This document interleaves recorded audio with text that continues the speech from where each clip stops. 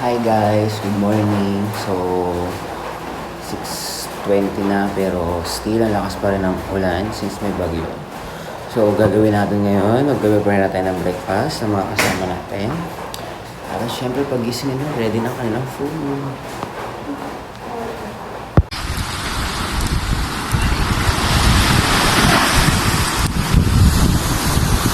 At dahil nga maaga tayong nagising, so nagpresenta na tayong mag-prepare ng food nila. So una ko nga palang ginawa, nagsaing nga pala muna ako. And nagpakulong muna ako ng tubig. So dahil nga tayo palang gising, sumayaw-sayaw muna tayo pampalipas ng oras. Kala mo talaga napakalambot ng katawan mo, te. So dahil nga na may tayo tubig, tipla muna tayo ng kape. At gising na rin pala dito yung isa sa mga kasama namin, si Rochelle. So tinulungan niya na ako mag-prep ng food. So magluto mo tayo ng sunny side up. Actually, itong niluluto ko na to, muntik pang masunog kasi sobrang lakas ng apoy. Kita nyo naman, no, halos nangitim na yung ilalim ng itlog. Actually, tatlong tray o dalawang tray ata to, puro sunny side up ng ginawa ko. So wag na sila mag-inarte. Ito lang yung mabilis-bilis na gawin. Then after na to, sinalang ko na yung longganisa. Actually, noong mga panahon na to, sobrang lakas pa rin ng ulan dito. Ito nga pala yung mga available na units dito sa Horacio's Cottages. So, check nyo na lang. Yes, gaganda ng mga cottages nila. So, ito na si Rochelle, papakulo na siya ng tubig. So, nakasalo na rin pa yung daing. So, ganito din ba magluto? Nakapamewang talaga. After 48 years, ito na ang aming breakfast. Tara, let's eat! Let's go!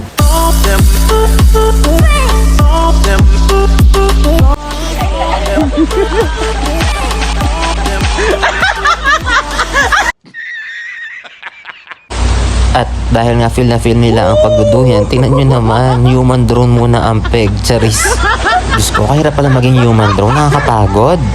O, te, sino ka dyan? Pak, kagayan daw nila dito si Miss Anne. So, yung feeling Miss Sophie, pak, ganun.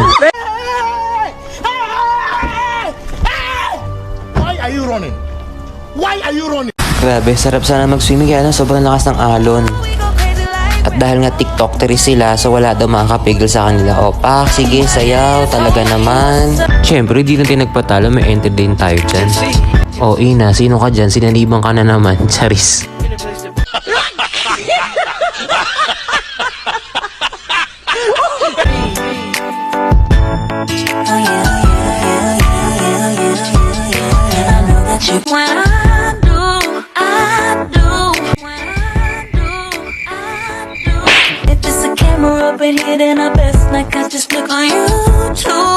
After magkulitan, so lunchtime na, boodle fight ulit. So seafood galore. Actually, napakamura lang nitong mga seafoods dito. Yung hipon dito, nabili lang ata nila to for only 300 pesos. Tapos 100 pesos lang yung crabs. Grabe, sobrang mura.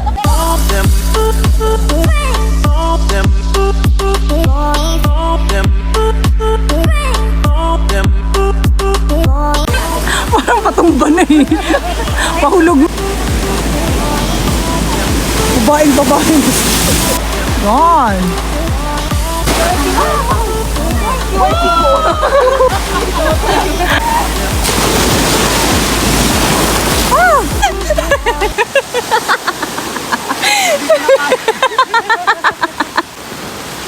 Kailangan mo hagdan. Kasi baka mahulog ako.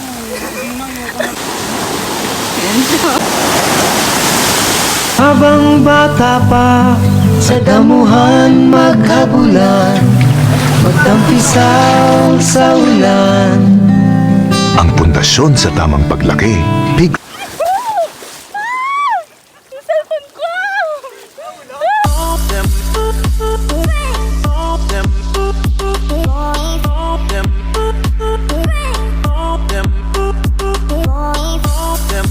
At doon na nga natatapos ang aming team building. Kaya kung gusto nyo magkaroon ng ganitong experience, check nyo na ang Horacio's Cottages. Dito lang yan sa Maray, Suwal, Pangasinan. So, yun lang. Bye-bye!